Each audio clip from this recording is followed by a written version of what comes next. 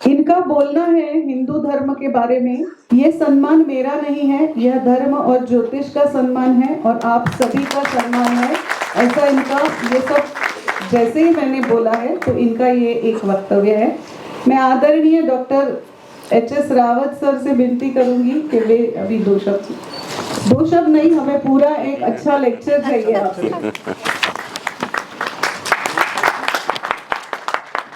तालियां जितनी ज्यादा अच्छी होंगी उतना ज्यादा लेक्चर अच्छा है।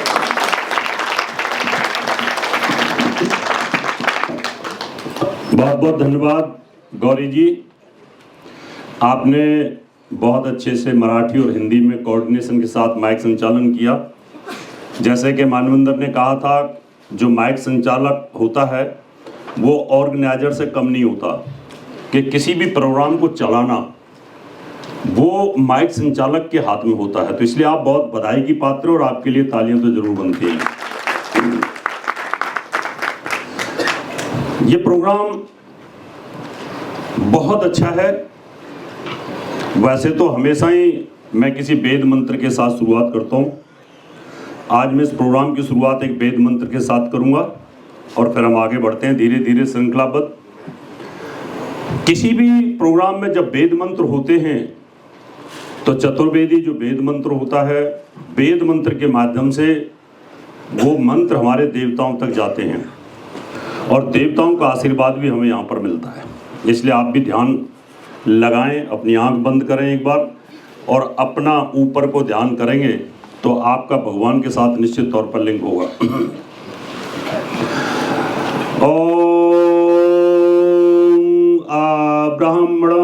ब्राह्मणो ब्रह्मवर्चसी जायताम राष्ट्रे राजन्य सूरः इसभ्यो अति व्याधि महारथो जायताम दोगरी धैनु बोड़ा नड़वान आसु सप्तिः पुरंदरयोसा जिष्णुरथेष्टा सभयो युवायस्सो यजमानस्य सीदतः निकामे निकामे न परिजनो वर्षतु फलवत्तो न जायताम औषध योग क्षयमः न कल्पताम।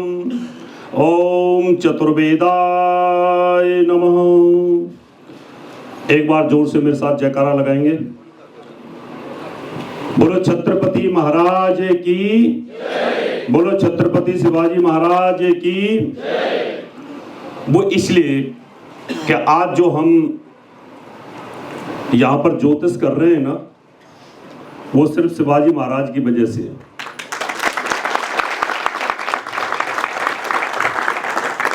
अगर ऐसी पुण्य आत्माएं और वीर आत्माएं न होती तो बहुत पहले ही ये हिंदुस्तान इस्लामिक राष्ट्र बन गया होता। इसलिए इस भूमि के ऊपर चारों तरफ उनकी आत्माएं विराजमान रहती है। पंजाब के अंदर गुरु गोविंद सिंह जी और भी बहुत सारे, लेकिन जिन्होंने कुर्बानियां दी वो समय भी ध्यान के साथ हमें याद आता है। आज की इस प्रोग्राम के ऑर्गेनाइजर डॉक्टर दत्त प्रसाद जयसिंह राव चौहान जी, जिन्होंने 200 किलोमीटर दूर से आकर के इस प्रोग्राम को यहाँ पर ऑर्गेनाइज किया है। डॉक्टर चंद्रकांत शिवाले जी, जो हिंदुस्तान क्या पूरे वर्ल्ड के अंदर एकमात्र रमल के विशेषज्ञ हैं वो, और पूरी दुनिया में रमल का झंडा उन्होंने फहराया है। और अगर उनकी मैं तारीफ करूं तो शायद ये इतनी महान और पुण्य आत्मा है, इतनी दिव्य आत्मा है कि इनकी बात को कोई मन ही नहीं कर पाता। बहुत बार मुलाकात हुई है इनसे। एक बार प्रोग्राम में मैं पहले भी आया था, बहुत सारे लोगों ने शायद उस समय याद होगा, सुना भी होगा। दोबारा कहा कि रावत जी आना है, मैं कहा ठीक है। बहुत ही अच्छे इंसान हैं।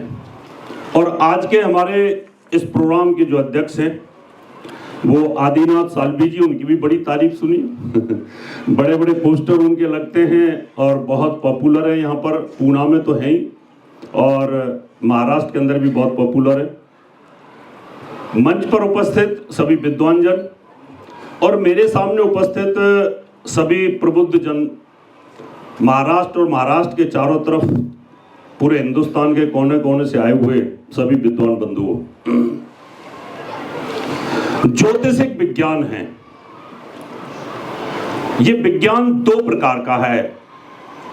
टोटल में विज्ञान कहूं तो टोटल विज्ञान भी नहीं है, आध्यात्मिक विज्ञान भी है। ये पराविज्ञान और अपराविज्ञान, इसको समझना कि विज्ञान हम बोलते हैं ज्योतिष को। जहां तक कैलकुलेशन का मामला है तो कंप्यूटर तक ये आ गई है, कंप्यूटर में लेके आ गए हम, लेकिन ये कैलकुलेशन तक सीमित है। उसके बाद कंप्यूटर का दिमाग काम नहीं करता। लेकिन कुछ लोगों ने अभी इसको एआई में लाने की कोशिश करी है। वो एक लोगों को चीट करने का धंधा। न कभी ज्योतिष इस तरीके से इकट्ठी हो ही सकती, किसी मशीन में ला करके आप खड़ी कर दो, नहीं हो सकती। 8 अरब के आसपास इस दुनिया में आदमी हैं। 8 अरब की कुंडली, सबकी अलग अलग, सबकी रेखाएं अलग अलग, तो कंप्यूटर तो नहीं बता पाएगा, क्योंकि मनुष्य का जो ब्रेन है ना वो अनलिमिटेड है, उसकी सोच अनलिमिटेड है। ज्योतिष एक विज्ञान है, ये 2 प्रकार का विज्ञान है, एक परा और एक अपरा। परा विज्ञान क्या होता है और अपरा क्या होता है? अपरा विज्ञान तो ये है कि जैसे मेरे पास ये मोबाइल है, ये काम कर रहा है, मैं यहां से बोल रहा हूं, ये आवाज ज्यादा बढ़ करके आपके पास जा रही है। हवाई जहाज से मैं आया हूं, हवाई जहाज से जाऊंगा, गाड़ियां चल रही हैं आपके पास, हर एक के पास मोबाइल है। टेक्निकल जो चीजें हैं, जो विजिबल हैं, जिनको आंखों से देखा जा सकता है, वो अपरा विज्ञान में आता है। परा विज्ञान जो इसके पीछे का जो जाल है, ये जो चीज है ना, आपकी बात तो कर सकती है, लेकिन इसका जो प्रोसेसर है, इसके अंदर जो रैम है, वो तो आपको दिखाई नहीं देती, वो काम कैसे करती है, ये विषय है परा का। हमारा जो शरीर है, इसके अंदर बहुत सारी चीजें हैं। इसमें 5 प्राण हैं, 5 इंद्रियां भी हैं, 5 उपप्राण भी हैं, आपको दिखाई नहीं देते। इसमें 7 चक्र हैं, दिखाई नहीं देते। ये विषय परा का है। परा का मतलब यह है कि आपने कैलकुलेशन की और कैलकुलेशन के बाद उसका अंजाम क्या होगा, वो परा है। इसका मतलब गणित तो हमने कर ली, गणित में हमने मेष राशि, वृष राशि, मिथुन राशि लिख दी, लेकिन इनका अंजाम क्या है? यहां पर इतने लोग बैठे हैं, 200-250 लोग, 200-250 लोगों की सबकी अलग अलग राशियां होंगी। मान लो यहां 12 लोगों की मेष ही राशि है, और मैं 12 लोगों को बोलूंगा आप लिखो मेष, किसी का साइज नहीं मिलेगा, किसी की हैंड राइटिंग नहीं मिलेगी, किसी का छोटा मेष, किसी का बड़ा मेष, किसी का पतला मेष, किसी का टेढ़ा, किसी का ऐसे, किसी का ऊपर, कभी नीचे, कभी का कोई मराठी में लिखेगा, कोई हिंदी में लिखेगा, कोई पंजाबी में लिखेगा। इसका मतलब 12 लोगों की मेष राशि एक जैसा। ऐसे ही 70 करोड़ से 80 करोड़ आदमी मेष राशि के ऊपर है। क्रिटिसाइजर ज्योतिष पर जो उंगली उठाते हैं, ये कहते हैं कि सबकी एक जैसी राशि है, तो कैसे एक जैसा फल हो सकता है? उसके लिए हमारा दिमाग बहुत ज्यादा लंबी हार्ड डिस्क चाहिए, हमें बहुत बड़ी मेमोरी चाहिए। हमारे हिंदू धर्म के बहुत सारे लोग, मैं उनका नाम लेना चाहता नहीं तो बोलते हैं कि रावत जी आप हमें बड़ा बदनाम करते हो। साधु संत बड़ी बड़ी दाढ़ी बढ़ा करके इंग्लिश में भाषण देते हैं, बड़े बड़े अपने आप के लाखों फॉलोअर हैं, और ज्योतिष पर उंगली उठाते हैं। और मैं कहता हूं तुम मेरे सामने एक बार आके बताओ, तुम्हें बताऊंगा ज्योतिष क्या होती है। मैं तुम्हारी पोर पट्टी खोल के रख दूंगा कि तुम कितने बड़े गुरु हो, कितना तुम आध्यात्म जानते हो, कितना तुम योग जानते हो, और तुम कितना मेडिटेशन सिखाते हो। आके तो दिखाओ तुम हमारे सामने। खाली लोगों को बेवकूफ बना देते हो, ज्योतिष कुछ नहीं है, शनि कुछ नहीं है, राहु कुछ नहीं है, 7.5 कुछ नहीं है, कोई कुछ नहीं है, कोई कुछ नहीं है, ये सब हमारे ऊपर क्यों नहीं लगते? ज्योतिष एक विज्ञान है, परा और अपरा। इसलिए जो व्यक्ति, जो ज्योतिषी ज्यादा से ज्यादा मेडिटेशन करेगा, ज्यादा से ज्यादा ध्यान लगाएगा, उसका परा विज्ञान बहुत ज्यादा बड़ा हो जाएगा। और जितना ज्यादा बड़ा हो जाएगा उतना ही उसकी प्रेडिक्शन ज्यादा अच्छी हो सकती है। पाराशर जी ने सूत्र लिखे, कृष्ण गीता में 700 श्लोक है, वेदों में 10,428 मंत्र है, इनके और लाखों गुना हम उनको इंटरप्रेट कर सकते हैं। इसलिए ज्योतिष के अंदर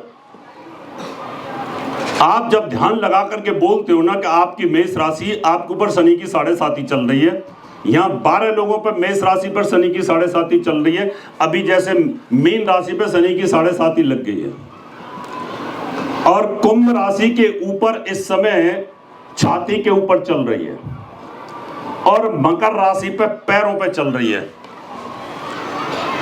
तो हमारे ऊपर लोग कटाक्ष करते हैं कि रावत जी जितने भी कुंभ राशि वाले हैं क्या सब दुखी होंगे,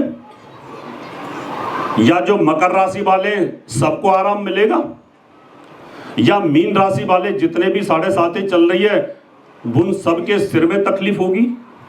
नहीं। यहां आपको विचार ये करना है कि शनि की जब 7.5 चलेगी, 60 से 70 करोड़ आदमी की मीन राशि है इस दुनिया में, और उस मीन राशि पर शनि की 7.5 का प्रभाव सब पर अलग अलग होगा। कुछ पर थोड़ा मिलता जुलता हल्का फुल्का हो सकता है, लेकिन सब पर अलग अलग होगा। कुछ तो मीन राशि वाले इसी 7.5 में करोड़पति अरबपति बनेंगे, कुछ ही मीन राशि वाले इस शनि की 7.5 में मृत्यु को प्राप्त होंगे, कुछ ही शनि की 7.5 के अंदर घुटनों के दर्द, पैरों के दर्द, नर्वस सिस्टम, सर्वाइकल से पीड़ित होंगे, और कुछ लोग कहीं ना कहीं डिप्रेशन में जाएंगे, कुछ लोगों की जॉब छूटेगी, कुछ लोगों को प्रमोशन भी मिलेगी। अब क्या बोलेंगे? दिलीप अवस्थी जी मेरे बेटे की 7.5 है, उसकी तो प्रमोशन हो गई, और उसकी 7.5 चल रही है, उसकी भी यही राशि है, उसके घर में डेथ हो गई। यहां आपका काम बनता है कि आप कितनी गहराई के साथ इस ज्योतिष को बता सकते हो। मनुष्य का जो जीवन है ना, आप बाहर से बहुत खूबसूरत लगते हो देखने में, ऐसे लगता है कि इनके पास जाकर के एक फोटो तो खिंचवा लें। अंदर क्या पता कि खूबसूरत आदमी अंदर कैसा है। बाहर से आदमी क्रूप नजर आता है, ऐसे लगता है छी इसके पास क्या मैला कुचैला है, लेकिन क्या पता वो अंदर से इतना ब्रह्म ज्ञानी हो, रामकृष्ण परमहंस की तरह ज्ञानी हो। क्या पता वो बाबा देवराव की तरह हो, क्या पता ऐसे बड़े बड़े संत हमारे यहां पर हुए, रामसूरदास जी जैसा हो। तो यहां पर ज्योतिषी जो होता है उसका जो ज्ञान होता है ना, वो आदमी की परतें खोल देता है। 3 प्रकार के ज्ञान होते हैं इस दुनिया में। एक होता है ज्ञान, एक होता है आत्मज्ञान, एक होता है ब्रह्म ज्ञान। ज्ञानी तो आप सब है, मुरारी बापू भी ज्ञानी है, रमेश भाई ओझा भी ज्ञानी है, रामदेव भी ज्ञानी है, रविशंकर भी ज्ञानी है, बहुत सारे ज्ञानी हैं। किसी ने पातंजलि को रटा, वो ज्ञानी हो गया, किसी ने रामायण को रटा, ज्ञानी हो गया, किसी ने वेदों को रटा, रामभद्राचार्य हो गए, ये ज्ञानी है। क्योंकि इन्होंने किसी की लिखी हुई किताबों को पढ़ा, और जिन्होंने किताबें लिखी उनको आत्मा का बोध हुआ, वो आत्मज्ञानी। और जिसको अंतरिक्ष में, ब्रह्मांड में ग्रहों के साथ रोज पाला पड़ता है, वो है ब्रह्मज्ञानी। इसलिए आप सारे ब्रह्मज्ञानी। हमारा पाला तो ग्रहों से ही पड़ता है। अब किसी को क्या पता कि बृहस्पति पे क्या है, किसी को क्या पता मंगल पे क्या है। ना तो ओशो को पता था रजनीश को। अगर उनको ऐसा पता होता, वो कहते थे कि मैं आत्मज्ञानी हूं, मुझे योग आता है। अगर उनको पता होता कि मेरी शनि की 7.5 लगने वाली है और मेरे को देश निकाला मिलेगा अमेरिका से और पूना आऊंगा। मैंने नाम इसलिए लिया को पूना में है उनका आश्रम, लेकिन ग्रहों को नहीं जानते थे। वो ब्रह्म ज्ञानी नहीं थे, ज्ञानी थे, आत्मज्ञानी थे, बहुत बड़े फिलोसफर थे। ऐसे ही ज्योतिष जो है ना, ये छोटा मोटा विषय नहीं है। अभी क्या बोलते हैं, अरे इधर आ ज्योतिषी, ये छवि बन गई थी। पंडित जी आ गया, बैठाओ मैं अभी आ रहा हूं थोड़ी देर में। ज्योतिषी आ गया, कुंडली मिलवा लो, अरे दे देना 100 200 500 रुपए। वो जो छवि थी ना, वो दिल को मेरे को लगी और मैंने ये तय कर लिया था कि एक दिन इस ज्योतिष को इस मुकाम पे लेके जाऊंगा कि घर घर में ज्योतिषी बनाऊंगा। इसलिए मैंने सबसे पहले टेलीविजन पे ज्योतिष सिखाना शुरू किया था। बड़ा विरोध हुआ कि सबको ज्योतिषी बना दोगे रावत जी, तो फिर हमारे पास कौन आएगा। और आज मुझे इतनी खुशी है कि पूरे वर्ल्ड में 12 खाने, शनि राहु, शनि की दशा, काल सर्पयोग, मंगलिक दोष सबको पता है और सब कुंडली मिलवाने पर हम लोगों के पास ही आते हैं। नॉलेज तो है कि पंडित जी लगता है मेरी बेटी मंगली के, थोड़ा देख के बताओ ना जरा। ये मैंने ठान लिया था कि मैं घर घर में ज्योतिष सिखाऊंगा और उसमें कामयाबी मिली। आज ज्योतिष छोटा मोटा विषय नहीं है, इसको डीप स्टडी करने की आवश्यकता है। उसी श्रृंखला में आज मैं आपको मेरे पास 2 ऑप्शंस हैं। एक तो मैं साधारण ज्योतिष की जानकारी दूं, एक हमारे पास षडवर्ग कुंडलियां होती हैं। षडवर्ग में ये होता है कि होरा कुंडली हो गई, दृष्कांड कुंडली हो गई, नवांश कुंडली हो गई। ऋषि पारशर जी ने योग के बल पर इनको हमारे सामने प्रस्तुत किया। ज्योतिष को भी योग के बल पर ही समझा। ऋषि पारशर जी ने लिख दिया कि मंगल का रंग लाल है, मंगल का ये स्वभाव है, तो आज भी नासा यही कहता है कि यही स्वभाव है। हमने बृहस्पति के बारे में लिखा पीला है तो पीला ही है, क्यों पीला है ये विज्ञान का विषय है।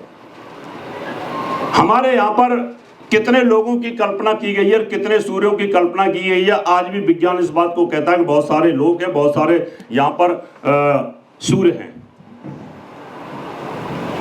ज्योतिष के अंदर आदमी के बाहर के आवरण को तो आप जानते हो, अंदर का आवरण आपको नहीं पता।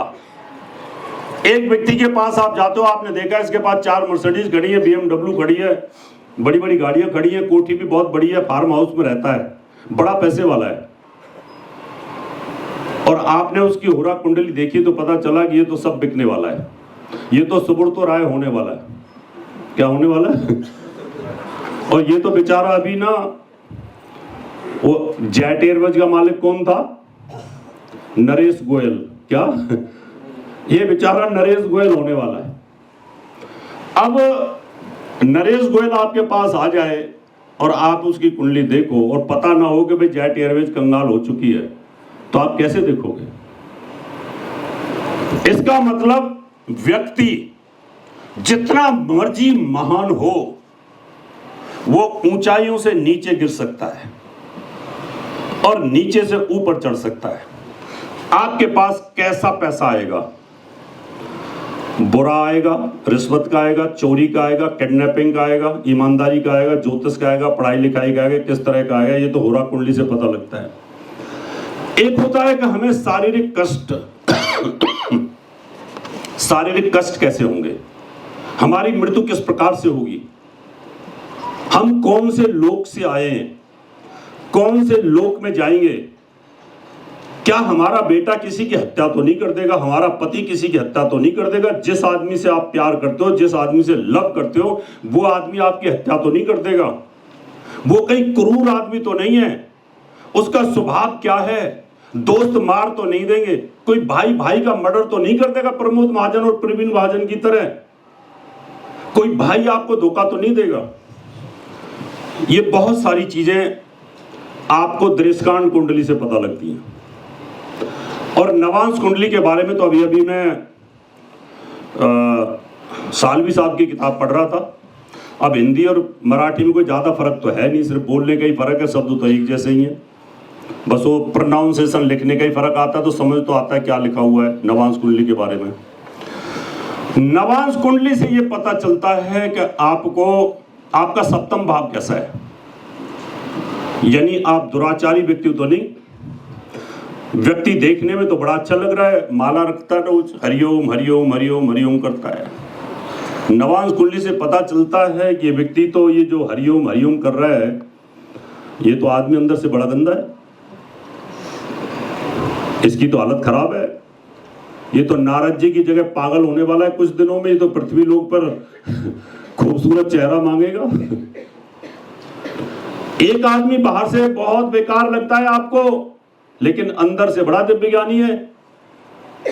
नवांश कुंडली से व्यक्ति के चरित्र, पत्नी कैसी मिलेगी, पति कैसा मिलेगा, पार्टनर कैसा मिलेगा, धन की स्थिति क्या है, आपके अंदर खोट कितने हैं, आप किस नेचर के हो, आपकी नेचर के बारे में नवांश कुंडली से पता लगेगा। तो अभी मेरे पास में इन 3 टॉपिकों में जिसमें आपकी इच्छा हो, नवांश पे बोलूं, दृष्टांत पे बोलूं या होरा कुंडली पे बोलूं, जिसमें आप चाहें उसमें हम इसको बोल सकते हैं। एक त्रसांश भी होती है शारीरिक कष्ट के लिए, तो ये ज़्यादा इंपॉर्टेंट होती है कि आदमी इन्हीं के बारे में जानना चाहता है। एक ऐसे ही सप्तमांश भी होती है, बच्चों के बारे में जानना चाहता है, लेकिन आदमी तो सोचता ही है कि इस दुनिया में कलेश की जड़ जड़ जोरू और जमीन, यानी सबसे ज़्यादा कलेश तो इस दुनिया में पत्नी की वजह से, स्त्री की वजह से होते हैं, जमीन और जायदाद की वजह से होते हैं। तो जिस पे आपकी इच्छा हो मैं उस विषय पे अपना वक्तव्य रखूंगा। ये जो मैंने आपको जानकारी दी इसलिए दी कि आपका कॉन्फिडेंस हाई होना चाहिए। आप ज्योतिष के ज्ञाता हो, कम हो चाहे ज़्यादा, उसमें क्या फर्क पड़ता हो तो मोबाइल सेट ही ना है, क्यों? अब नोकिया के हो चाहे एप्पल के हो चाहे सैमसंग के हैं, तो मोबाइल में काम तो कर ही रहे हो ना, क्यों? आप बिल्कुल टेंशन मत लेना, आप दिव्य ज्ञानी हैं और दिव्य ज्ञानी का कोई मुकाबला नहीं करता। हमारे लिए तो नरेंद्र मोदी भी वही है और जो व्यक्ति नॉर्मल है वो भी वही है, सोचते वो भी वही हैं, सोचते वो भी यही हैं। अमित शाह भी वही सोचते हैं जो हम सोचते हैं। फर्क ये है कि उनकी कुंडली में कोई ना कोई ऐसा राजयोग होता है, उस राजयोग की वजह से वो वहाँ पर पहुँच जाते हैं। हमारी कुंडलियों में इस प्रकार का राजयोग है, हम ज्ञान के क्षेत्र में पहुँच गए। अंबानी की कुंडली में था वो पैसे की वजह से ऊंचाइयों को पहुँच गया, लता की कुंडली में संगीतकार का योग था, कपिल देव धोनी की कुंडली में क्रिकेट स्टार का योग था, तो सानिया मिर्जा की कुंडली में कुछ और योग थे। तो ऐसे योग होते हैं कुंडली के अंदर। तो आप जिस विषय पे जानना चाहते हैं वो बताएं, नहीं तो मैं अपनी तरफ से शुरू करता हूं। फिर होरा कुंडली तीनों पे थोड़ा थोड़ा बोलिए।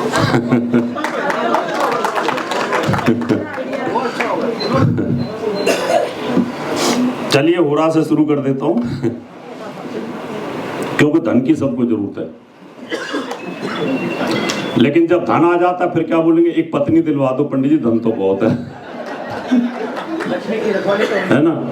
और जब पत्नी आ जाती है फिर वो कलेश करती है, तो फिर बोलेंगे नहीं पत्नी जाए कोई बात नहीं, पैसा आना चाहिए, अगर ये छोड़ के जाती है चली जाए। तो आदमी ना मैंने देखा है कि जब शादी नहीं हो रही होती है तब वो तड़फता है कि बस एक पत्नी मिल जाए किसी तरीके से, बाकी तो सब ऐसी है, वो ईश्वर का गाड़ी है वगैरह वगैरह। और जब ये नहीं होते तो बोलते हैं अरे कोई बात नहीं, छोड़ के जा रही है जाने दो गुरुजी, बस पैसा जॉब अच्छी मिल जाए, पैसा आ जाए तो बहुत सारी स्त्री मिल जाएंगी, तो विचार होता है। लेकिन ये बात सच है, धन की हमें जरूरत होती है। और मनुष्य जीवन में 84 लाख योनियों में हमारा जीवन, मनुष्य जीवन बिना धन के नहीं चल सकता। बाकी 84 लाख योनियां सब बिना धन के चल सकती हैं। शेर है उसको धन की जरूरत नहीं, हाथी घोड़े को धन की जरूरत नहीं, गधे को धन की जरूरत नहीं, कुत्ते बिल्ली किसी को धन की जरूरत नहीं है। हमारा जीवन धन से तभी चलेगा जब हमारे पास पैसा होगा। लगन जो कुंडली होती है ये हमारा शरीर होता है, ये हमारा शरीर होता है।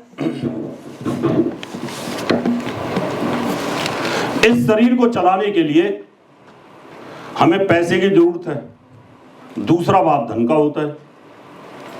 अगर आपके पास पैसा नहीं है, मान लो आपके माँ बाप के पास पैसा नहीं है और आप पैदा हो गए और आप बीमार हो गए, ठंड लग गई, दिल्ली में बहुत ज्यादा ठंड है, सर्दी लगेगी, कोल्ड कफ हो जाएगा, पैसे होंगे नहीं, व्यक्ति मर जाएगा। पैसा है तो आप जीवन को चला सकते हो। इस शरीर की सुरक्षा धन के साथ होती है, इसलिए दूसरा भाव धन का है। धन के आने के स्रोत बहुत सारे होते हैं। धन चोरी से भी आता है, धन स्मगलिंग से भी आता है, धन रिश्वत से भी आता है और धन अच्छे कर्मों से भी आता है। पढ़ा लिखा के भी आता है। दादा से वाले पढ़ाते हैं, चौहान साहब पढ़ाते हैं, मैं भी पढ़ाता हूँ, ये पढ़ाने का धन है। आप कंसल्टेंसी करते हैं सब लोग, ये ईमानदारी का है। पैसा भी देते हैं लोग, पैर भी छूते हैं। अब कितने लोग ये चाहते हैं कि गुरुजी मैं 2 नंबर का जब काम करता हूँ ना तब तो खूब पैसा आता है, और जब ईमानदारी से करने की कोशिश करता हूँ सब चला जाता है। कल एक पायलट आए मेरे पास, गुरुजी जॉब नहीं मिल रही, मैं तुम्हारी कुंडली में दरिद्र योग बना हुआ है, खल योग बना हुआ है। बोलता है घर लेता हूं तो घर बिक जाता है। मैंने कहा ये खल योग बना हुआ है। बोला मेरी माँ की देख लो। मैं कहा तुम्हारी माँ की कुंडली में भी खल योग बना हुआ है। जब भी तुम नाम से, अपने नाम से, माँ के नाम से तुम कोई भी मकान लोगे वो बिक जाएगा, गाड़ी बिक जाएगी, गाड़ी चली जाएगी। खल योग का, दैन्य योग का और दरिद्र योग का मैन कुंडली और होरा कुंडली के साथ लिंक होता है इनका, ये ध्यान कर लेना। कई बार होरा कुंडली आपको ये बताएगी बड़ा पैसा होगा, पैसा तो बहुत आ गया आपके पास में, रुका नहीं, करोड़ों आया, करोड़ों चला गया। एक साधारण आदमी था, क्लर्क था, नरेश गोयल जेट एयरवेज का मालिक। सरकार की स्कीम आई, किराए पे हवाई जहाज लिया, 1 लिया, 2 लिया, 3 लिए, 10 लिए, 100 लिए, खरीद लिए और एक वो बादशाह बन गया एक दिन पूरे आसमान का। पूरे आसमान में जेट का बादशाह बन गया। बाद में उसकी कुंडली मैंने एक दिन चेक करी तो खल योग, सब कुछ खत्म हो गया। खल योग होता है तीसरे भाव का स्वामी का संबंध, लगन के साथ राशि परिवर्तन, चौथे भाव के साथ राशि परिवर्तन, धन के साथ राशि परिवर्तन, पंचम, सप्तम, नवम, दसम, एकादश, इनके साथ राशि परिवर्तन तीसरे का हो जाए तो खल योग, जितना आएगा उतना चला जाएगा। और दरिद्र योग दूसरे भाव का छठे के साथ राशि परिवर्तन हो तो इसमें पैसा चला जाता, बाकी चीजें भी नुकसान होती हैं। ऐसे ही ऋषि पारस्य जी ने क्या किया, उन्होंने सोचा कि सबके पास धन तो एक जैसा होता नहीं है। अगर धन एक जैसा हो तो फिर आदमी की ये क्राइम ही नहीं करेंगे या सारे क्राइम करेंगे। मैं राजनीति में था पहले कॉलेज टाइम से, मुझे लगा राजनीति में तो बड़ा गंदा पैसा होता है, मुझे नहीं चाहिए ऐसा पैसा। मेरे दिल ने नहीं माना, मैंने वो छोड़ दिया। मैं पहले भी पढ़ाता था, बाद में भी पढ़ाना शुरू किया। तो कुंडली के अंदर योग आएंगे, आप गलत काम नहीं करेंगे। तो जो होरा कुंडली है, ऋषि पारस्य ने क्या किया कि हमारा जो शरीर है ना वो 2 चीजों पर सबसे ज्यादा प्रभावित है, 2 ग्रहों से, एक सूर्य से और एक चंद्रमा से। चंद्रमा हमारी 5 इंद्रियां और 5 कर्मेंद्रियां, इन 10 को कमांड करता है चंद्रमा।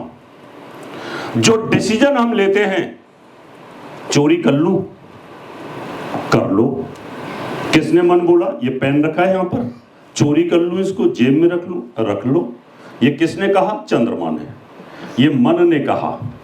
अभी एक देश का राष्ट्रपति था, पता नहीं यूनान का, पता नहीं कहां का एक राष्ट्रपति था, मीटिंग हो रही थी सारे राष्ट्रपतियों की, तो उनकी टेबल पे ना बढ़िया बढ़िया पेन रखे थे। उसके दिल में चोरी आई, पेन उठा करके, और कैमरे में कैद हो रहा था, और वो फिर वायरल हो गया ट्विटर के ऊपर। बड़े से बड़े आदमी की नीयत खराब हो सकती है। ये मत सोचना कि धन आपकी नीयत को कभी भी खराब कर सकता है, धन में ये शक्ति है। तो ऋषि पारस्य ने इस बात को समझा, इसलिए उन्होंने लगन कुंडली के 2 हिस्से कर दिए, एक चंद्र की ओरा कर दी, एक सूर्य की ओरा कर दी, उन्होंने कहा एक बुरों से प्रभावित और एक अच्छों से प्रभावित व्यक्ति के पास या तो अच्छे का धन आएगा या बुरे के धन आएगा। उन्होंने ध्यान के हिसाब से होरा कुंडली को एनालिसिस करना शुरू कर दिया। ये सच है, वो बड़े दिव्य ज्ञानी थे, क्योंकि धन में इतनी बड़ी ताकत है, इतनी बड़ी ताकत है कि मुकेश अंबानी जैसे, अमिताभ बच्चन जैसे आदमी, उनके अगर 2 रुपए गिर जाएं जेब से चलते चलते, तो 2 रुपए को उठाएंगे कि नहीं उठाएंगे? वो उठाएंगे, क्योंकि लक्ष्मी का अपमान नहीं करेंगे। और 2 रुपए के ऊपर उनको टेंशन भी हो जाएगी। टेंशन कैसे हो जाएगी? ये जो पेन है ना, ये 2 रुपए का पेन आता अमेरिका से। मैंने मुकेश अंबानी साहब को कहा, सर आप जा रहे हो अमेरिका, एक पेन ला देना अमेरिका का। उन्होंने कहा ठीक है, ले आऊंगा। उन्होंने पेन ला के मुझे दे दिया, मैंने उनको 1.5 रुपया दिया। कितना? पेन कितने का आया अमेरिका से और रुपया कितना दिया मैंने? फिर उनके चेहरे पे कैमरा लगा के देखना, जब मुझे दे रहे थे तब चेहरे के भाव क्या थे, और जब मैंने 1.5 रुपए दिए तब चेहरे के क्या भाव थे। भाव बदलेंगे कि नहीं बदलेंगे? उनके टेंशन में आ जाएगी, यार 50 पैसे का घाटा कर दिया इसने गुरुजी ने। वो दोबारा फिर जाने लगे अमेरिका। मैंने कहा जी एक पेन और ले आना। बोला नहीं नहीं, मेरे पास टाइम नहीं। सिर्फ 50 पैसे की वजह से वर्ल्ड के टॉप 10 व्यक्ति की दिमाग खराब। ऋषि पारसी जी ने इस बात को समझा कि पैसे की कितनी बड़ी वैल्यू है। उन्होंने उठा के 2 हिस्से कर दिए, एक चंद्रमा की ओरा कर दी, एक सूर्य की ओरा कर दी। तो चंद्रमा मनसो जात हो, चंद्रमा मन का कारक है, मन में भाव आते हैं, इस बात को उन्होंने समझा। अगर चंद्रमा के ऊपर, मन के ऊपर शुभ ग्रहों का प्रभाव आ जाए तो आपके अंदर शुभता रहेगी, नहीं तो अशुभता रहेगी। इसी प्रकार हमारी 2 प्रकार की राशियां होती हैं, एक होती हैं सम, एक होती है विषम। 1 3 5 7 9 11 ये विषम है, 2 4 6 8 10 12 ये सम है। अगर लगन कुंडली आपकी 15 डिग्री तक है और विषम है, तो आपकी जो होरा बनेगी वो होरा सूर्य की होरा यानी, और दूसरी जो 2 से 15 से लेकर के आगे बनेगी चंद्र की होरा बनेगी। और विषम में अगर 10 तक तो चंद्रमा की होरा बनेगी, और 15 डिग्री से आगे सूर्य की होरा बनेगी। उन्होंने इस बात को समझा कि ऐसा मैं क्यों विश्लेषण कर रहा हूं। उनके विश्लेषण को समझने की जरूरत थी कि आदमी के जो मन के अंदर विचार आते हैं उनको कमांड करता है चंद्रमा, और आपके 5 प्राण और 5 उपप्राण, इन प्राणों को कमांड करती है आत्मा, और आत्मा का कारक है सूर्य। इसलिए उन्होंने एक डिवीजन सूर्य को दिया और एक चंद्रमा को दिया। आपने चोरी की तो आपके दिल में यह लगेगा कि चोरी करूं कि ना करूं। अगर आपका सूर्य बलवान हुआ और होरा कुंडली के अंदर सूर्य की स्थिति अच्छी हुई तो आपकी आत्मा बोलेगी नहीं, पेन नहीं चोरी करना। और अगर आपका सूर्य कमजोर हुआ, पाप प्रभाव में हुआ, अरे छोड़ रहे क्या फर्क पड़ता, 2 रुपए का पेन में चोरी कर लेता हूं, और चोरी कर लोगे। इसका लिंक होरा कुंडली को, यानी आपकी जो लगन है, मान लो मेष लगन है, मेष लगन पहले 15 डिग्री की है तो सूर्य की होरा आ गई, और सूर्य की होरा के अंदर दूसरी होरा चंद्रमा की आ गई। अब मान लो आप सूर्य की होरा में पैदा होते हैं तो आप देवलोक से आए हुए हैं। पिछले जन्म में आपकी आत्मा जो थी इतनी महान थी कि आपको उस मोक्ष योनि से यहां आना हुआ। अगर आपकी चंद्रमा की होरा है तो आप पितृ योनि से हैं, यानी आप अपने कई पितरों में से ही आए, पूर्वज थे उनमें से आए। अब यहां मान लो मेष लगन है और धन भाव का स्वामी मेष लगन के अंदर आ गया शुक्र। शुक्र आपका अच्छी जगह पे विराजमान है, मेन कुंडली में विराजमान है, अच्छी जगह पे विराजमान है। होरा कुंडली के अंदर वो किधर जाता है, इन दोनों को कोऑर्डिनेट करना होगा आपको। आपका मान लो द्वितीय भाव का स्वामी शुक्र और अपने घर में द्वितीय भाव में बैठा, मेन कुंडली के अंदर कोई पाप प्रभाव नहीं है, शुभ प्रभाव है उसके ऊपर। हमने कहा कि आपके पास पैसे की कमी नहीं रहेगी, आपका परिवार अच्छा रहेगा, आपको खूबसूरती भी गजब की रहेगी। अब हम चलते हैं, इसको कोऑर्डिनेट करेंगे अंदर खाते कि मेरे पास पैसा कैसा आएगा। पैसा तो है मेरे पास, मैंने बोल दिया, जोशी ने बोल दिया पैसा खूब होगा इसके पास। पैसा रिश्वत का होगा, लालू प्रसाद यादव जैसा या जो दूसरे नेता हैं उनके जैसा, या अच्छा पैसा होगा आपके पास में, आपकी यूनिवर्सिटी होंगी, स्कूल कॉलेज, जैसे ये कॉलेज है, यहाँ पर जो पैसा आ रहा है वो मेहनत का है, पढ़ाई का है, लिखाई का, ऐसा पैसा आएगा।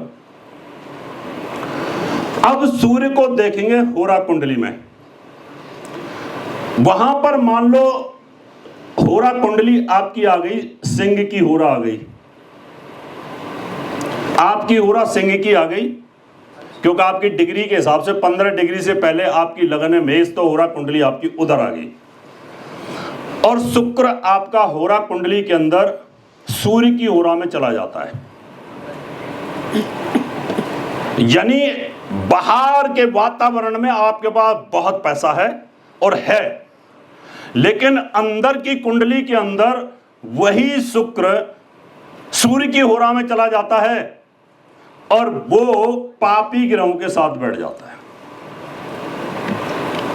अब वहां पर मान लो वो पापी ग्रहों के साथ बैठ गया, तो आपके पास पैसा जो है वो पाप से आएगा, आपके पास पैसा रिश्वत से आएगा, आपके पास जो पैसा आएगा वो बेईमानी से, मिलावट से, हेराफेरी से, चीटिंग से, रिश्वत से, क्योंकि शनि मिलावट का, चीटिंग का, हेराफेरी का, रिश्वत का, बुरे तरीके से पैसे आने का कारक है, वो उधर आ गया। और यहां पर आते ही मंगल भी आके बैठ गया, तो यहां ये लगा कि शुक्र जो है सूर्य, मंगल और शनि जैसे पापी क्रूर ग्रहों के बीच में फंस गया।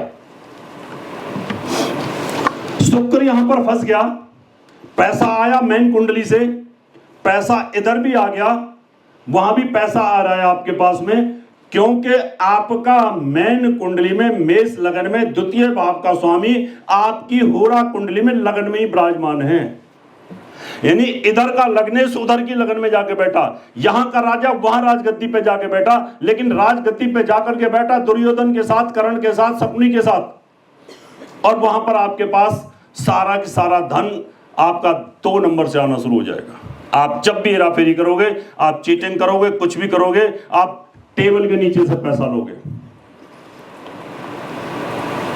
और बता दूं आपको, अगर बृहस्पति का प्रभाव हो यहां पर, और बृहस्पति भी बैठा हो, शुक्र भी बैठा हो, मंगल, शनि और सूर्य बैठे हो, फिर आप फंसोगे। और फिर कोई अगर ब्रह्मा कुमारी आ जाए, कोई ब्रह्मचारी हो या तो बुरा मत मानना कोई ब्रह्मा कुमारी हो तो बुरा मत मानना। मैं इसलिए नाम ले रहा हूं कि हमारे धर्म को महाराज शिवाजी ने बचाया, और आज हमारे हिंदू धर्म में कुछ ऐसे पंथ इकट्ठे हो गए हैं जो कि हिंदू धर्म को घुन की तरह, दीपक की तरह नुकसान कर रहे हैं, जिनके नाम नहीं लेता, नहीं तो फिर केस रजिस्टर्ड हो जाते हैं, और केस भुगतता हूं। फिर मैंने इसमें ये नहीं लिखा गौरी जी कि मेरे पे इतने केस भी हैं अपने बायोडेटा में, अच्छी अच्छी चीजें लिख दी थी। लोग फिर क्या है, डिफेमेशन के केस डाल देते हैं कि रावत जी टीवी पे हमारी बेइज्जती करते हैं। अभी ब्रह्मा कुमारियों का इसलिए लिया, वो मेरे साथ बीता हुआ मामला है। मैं बंबई में था, 4-5 बहनें आ गई, रावत जी आपको बड़ा नाम सुना है। मैं कहा अच्छा, बहुत अच्छे ज्योतिषी हो आप। मैं कहा अच्छा जी, आप हमारी संस्था से जुड़ जाओ। मैं कहा जी जुड़ जाऊंगा। बोला आपकी संस्था कैसी है? बोला हमारी आपकी संस्था जो ना हमारी बड़ी प्योर है। मैं कहा प्योर है? बोले वो कैसे? कहता हमारे यहाँ बिल्कुल प्योरिटी है। मैं कहा अच्छा, मैं कैसे प्योरिटी है? बोले हमारे यहाँ सब चीज एकदम सब दान की है। मैं कहा दान की है? मैं ये दान कैसा आता है तुम्हारे यहाँ? जो दान आता है, मैं क्या ये मजदूरों का होता है, ये ज्योतिषियों का होता है? मैं कहा ज्योतिषी तो 100 रुपये भी ना दे तुम्हें। वे मेहनत कर रहा है, कोई 100 रुपये क्यों देगा? और अगर कोई ज्योतिषी देगा भी तो हजारों वही देगा कि जो अपना अच्छे नोट छाप रहा होगा, वो भी शनि राहु बता के डरा रहा होगा। मैंने कहा तुम्हारी एक एक आश्रम की ईंट उस दान के पैसे से सनी हुई है जिसमें रिश्वत का पैसा है।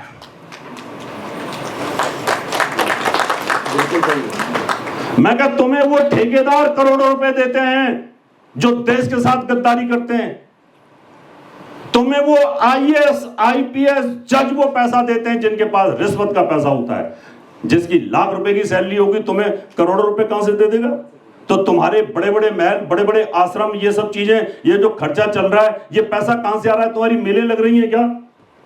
मैं क्या बताओ, ये जो दान का चंदा तुम्हारे पास आ रहा है, ये जो पैसा आ रहा है कहां से आता है? क्या ये पैसा तुम्हारे पास मेहनत का है? वो उन चारों पांचों बहनों को सन्नाटा सूंघ गया। मैं तुम पैसा लाती हो क्षेत्र से, लोग दान देके जाते, बताओ पैसा कहां से आता है? चुप हो गई। मैं चलो छोड़ो, तुम जाने, तुम्हारा पैसा जाने। मैं कहा उस पैसे से अगर मैं भोजन करूंगा, मैं किसी रिश्वतखोर आदमी ने तुम्हें करोड़ रुपए दिया, किसी ठेकेदार ने करोड़ रुपए दिया, किसी बिल्डर ने करोड़ रुपए दिया, उस बिल्डर ने हजारों आदमियों का पैसा खाया, वो पैसा तुम्हें दान के तौर पे दिया, अपनी इज्जत कमा रहा है, यहाँ पर फोटो डाल रहा है? उस पैसे को अगर मैं खा लूं और उस पैसे को प्रसाद को मैं ले लूं तो मैं भी दूषित हो जाऊंगा। इसलिए मैं कहा मैं ये काम तो नहीं कर सकता। मैं कहा और क्या सिखाते हो? बोले काम, क्रोध, मोह, मद सब छोड़ना सिखा देते हैं। मैं अभी आऊंगा टॉपिक पे, उसी पे आ रहा हूं। धन का मामला है, बोले सब सिखा दे, मतलब हम छोड़ना सिखा देते हैं। मैंने कहा अगर तुमने ये सब मुझे छोड़ना सिखा दिया और पूरे वर्ल्ड में तुम्हारा ही राज अगर हो गया, तुमने सबको ब्रह्म कुमार और ब्रह्मा कुमारी बना दिया, तो मैं क्या ब्रह्मा जी की सृष्टि तो खत्म हो जाएगी फिर तो कोई बच्चे पैदा नहीं करेगा। और मैं कहा फिर तो एक दो पीढ़ी में सब यहाँ पर जानवरों का राज होगा। मैं कहा मैं तो नहीं बनता। और मैं तुमने क्रोध अगर मुझे छुड़ा दिया और कल को मैं और मेरी पत्नी मार्केट जा रहे हैं और क्रोध तुमने मेरा छुड़ा दिया और पत्नी को कोई खींच के ले गया, फिर मैं क्या करूंगा? तो मुझे तो क्रोध ही नहीं आएगा। मैं कहा मेरी पत्नी को कोई, अब मेरा धन किसी ने, मान लो मेरे पास अपना घर है और उस घर पे किसी ने कब्जा कर लिया और क्रोध मुझे आना नहीं, तो तुम बचाने आओगी मेरे को? अब तो वो फंस गई। बोले अच्छा फिर मिलेंगे आपसे। मैं कहा ओम शांति।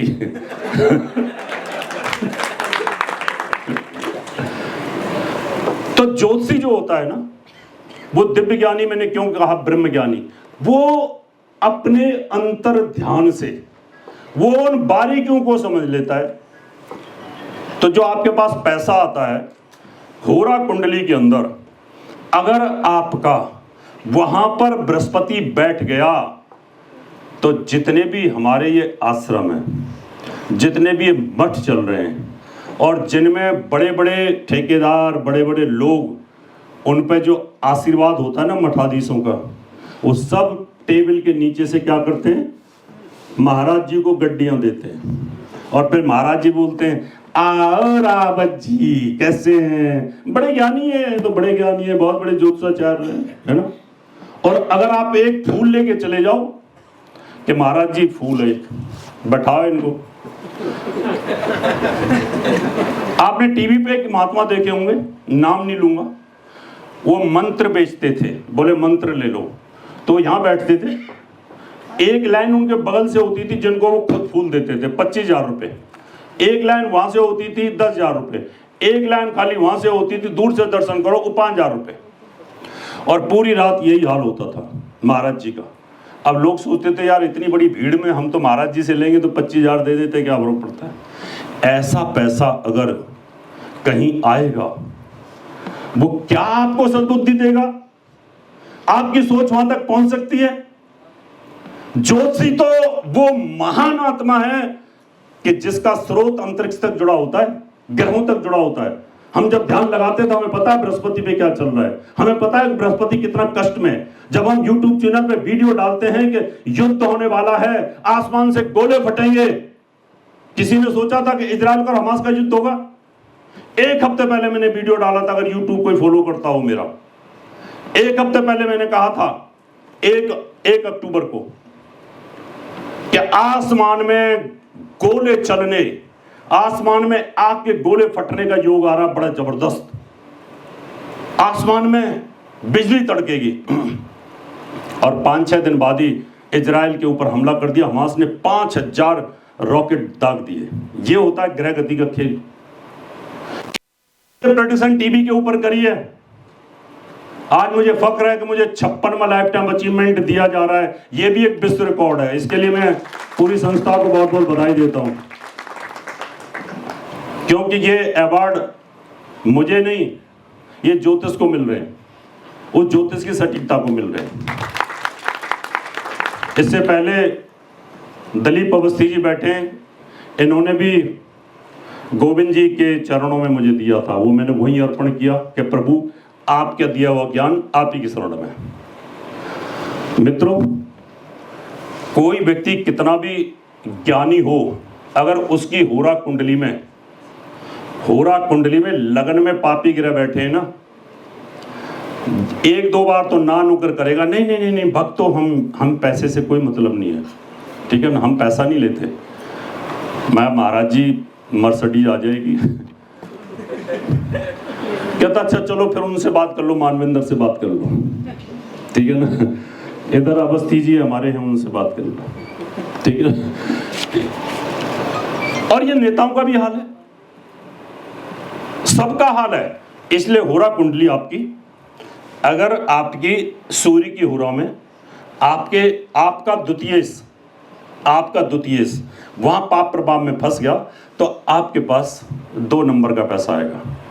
अगर मान लो लाभ का स्वामी शनि है और वो भी उसमें इन्वॉल्व हो जाए तो फिर आपके पास मिलावट से, हेराफेरी से, रिश्वत से इस तरह का पैसा आएगा। आपकी होरा कुंडली कर्क लगन की आ गई, कर्क लगन की होरा में शुभ ग्रह बैठे हो, कर्क लगन की होरा के अंदर आपका द्वितीय शुक्र वहां पर बैठा हो, शुभ ग्रहों के साथ बैठा हो, बुध के साथ बैठा हो, तो आपके पास एजुकेशन से, टीचिंग से, ज्योतिष से, स्कूल से, कॉलेज से इस तरह से पैसा आएगा। पैसा होगा कितना? लोग पूछते हैं कभी करोड़पति बनूंगा, कभी अंबानी बनूंगा, बिल गेट्स बनूंगा, एलन मस्क बनूंगा, कितना पैसा होगा? इसके लिए मैं आपको एक सूत्र बताता हूं। अगर आपकी लगन फुल उदय है, फुल उदय का मतलब है 10 डिग्री से लेकर 20 डिग्री के बीच में आपकी मैन लगन है, आपका लग्नेश मैन लगन में अगर आपका लग्नेश वर्गोत्तम हो जाए, कुछ वर्गोत्तम नवांश कुंडली में अलग अलग होते हैं, कुछ स्टार्टिंग में होते हैं, कुछ बीच में होते हैं और कुछ बाद में होते हैं, तो ये बीच वाले की बात कर रहा हूं मैं। अगर आपकी चर लगन है 1, 4, 7, 10, अगर चर लगन हो, आपकी मैन लगन चर लगन हो और चर लगन आपकी 3 डिग्री 20 कला तक हो, यानी 3 डिग्री 19 कला तक हो, उसमें कोई भी ग्रह बैठेगा वो वर्गोत्तम हो जाएगा, अंदर से भी अच्छा और बाहर से भी अच्छा, वो ग्रह बड़ा बलवान होगा। और वो ग्रह वर्गोत्तम होकर के और फिर आपकी होरा कुंडली की लगन में बैठ जाए ना, तो आपके पास अपार पैसा होगा, बेहद पैसा होगा, बशर्ते 6-8-12 के स्वामी की दृष्टि में, या 6-8-12 के स्वामी मैन कुंडली के 6-8-12 के स्वामी आपकी होरा कुंडली के लगन में नहीं होने चाहिए। दोबारा फिर सुन लो, मैन कुंडली 6-8-12 इसके स्वामी अगर आपकी होरा कुंडली की लगन में बैठ गए, चाहे आपकी होरा कर्क की हो, चाहे आपकी होरा सिंह की हो, इसमें अगर बैठ गए तो फिर आपका ये योग भंग हो जाएगा। कई बार कुंडली इतनी कमजोर होती है, इतनी वीक होती है, आपको ऐसे लगता है इस कुंडली में कोई जान नहीं है, लेकिन व्यक्ति अरबपति होता है। सामने पर्सनैलिटी कुछ नहीं होती। एक बार सूर्या ट्यूब, सूर्या बल्ब, सूर्या वाले कुंडली दिखाने के लिए आए। मैंने उनकी कुंडली देखी, मेरे सामने बैठे थे, बैठ गए आकर के, बोले जी मैं सूर्या ट्यूब का मालिक। मैं कहा आप हो या किसी ने भेजा है आपको? बोले मैं खुद ही मालिक हूं। मैं कहा सच सच बताओ। बोले भैया मैं ही हूं। फिर उन्होंने खोल के दिखाया, हाँ वही मैच था। पर्सनैलिटी नहीं थी, पैसा अरबों रुपए। कितने लोगों के पास होता है? ऐसे बहुत सारे लोग हैं, ऐसे कई बाबा हैं, अगर उनको कोई ना जाने उनको भेज दो कि अरबपति होंगे क्या? लेकिन अरबपति हैं। तो ऐसे ही हमारी होरा कुंडली के अंदर अगर आपका मान लो अष्टमेश, मैन कुंडली का अष्टमेश होरा कुंडली की लगन में आ जाए, और होरा कुंडली का जो लग्नेश है, यानी या तो सूर्य होगा या चंद्रमा होगा। सूत्र को ध्यान से सुनना। होरा मैन कुंडली का, जन्म कुंडली का लग्नेश, जो मैन लगन होती है उसमें अष्टमेश, अगर वो अष्टमेश होरा कुंडली की लगन में हो और होरा कुंडली का लग्नेश लगन कुंडली के अष्टम में हो। समझ में आया कि नहीं आया?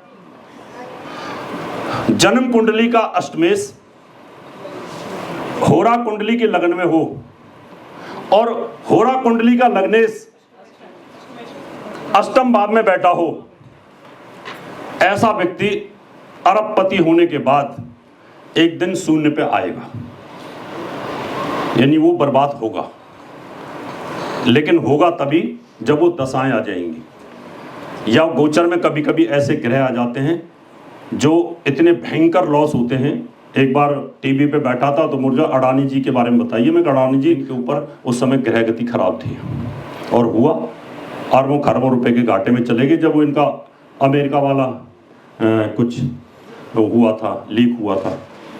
तो हमारी जो होरा कुंडली है, आपको धन कितना होगा, आपके धन की स्थिति कैसी रहेगी, और आपको पैसा किससे मिलेगा। कई पूछते हैं सास का पैसा मिलेगा क्योंकि सबसे ज्यादा लालच उधर ही होता है। ससुराल से मिलेगा क्या? पिता का मिलेगा क्या? कोई भाई नहीं है, बहन मुझे देंगी कि नहीं देंगी? अब बहन पैसा देंगी कि नहीं देंगी? मैं क्या बताऊं कौन सी बहन नहीं देगी, छोटी या बड़ी?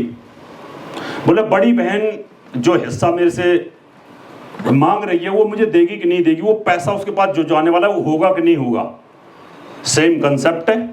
आपकी अपनी होरा कुंडली बनाई, होरा कुंडली के अंदर आपने देखा कि आपकी जो मैन कुंडली के हिसाब से अगर आपकी होरा आती है, सूर्य की होरा आती है या चंद्रमा की होरा आती है, चंद्रमा की होरा शुभ होती है और सूर्य की जो होरा होती है थोड़ी नेचर वाइज वॉलेंट होती है लेकिन दिव्य होती है, यानी उसमें कई बार आदमी पैसा होने के बावजूद भी ईगो और घमंड उसमें रहता है। अभी कुंडली के अंदर बड़ी बहन का स्थान 11वें भाव का है। बड़ी बहन का स्वामी यानी 11वें भाव का स्वामी प्लेनेट, और आपकी होरा कुंडली की लगन में हो और वो होरा कुंडली के साथ मित्रता रखता हो, मैन कुंडली में, जन्म कुंडली में कोई बुरा प्रभाव ना हो और आपकी होरा कुंडली के अंदर भी कोई बुरा प्रभाव ना हो, तो आपके पास बड़े भाई का, बड़ी बहन का पैसा आपके पास आ जाएगा। सास का भी ऐसे ही, 10वां भाव सास का है, उसका पैसा आएगा कि नहीं आएगा। ससुराल पक्ष का आएगा कि नहीं आएगा। तो ये इस प्रकार से आप देख सकते हैं। अब ससुराल का स्थान होता है 8वां, 7वां तो पत्नी का हो गया, और पत्नी का परिवार दूसरा भाव होता है यानी 8वां। पत्नी का धन भी 8वां ही होता है। अब अष्टम भाव का स्वामी आपके होरा कुंडली में लगन में बैठा है, तो मैंने अभी अभी कहा था सारा पैसा डूबेगा। वो बैठा है वहां।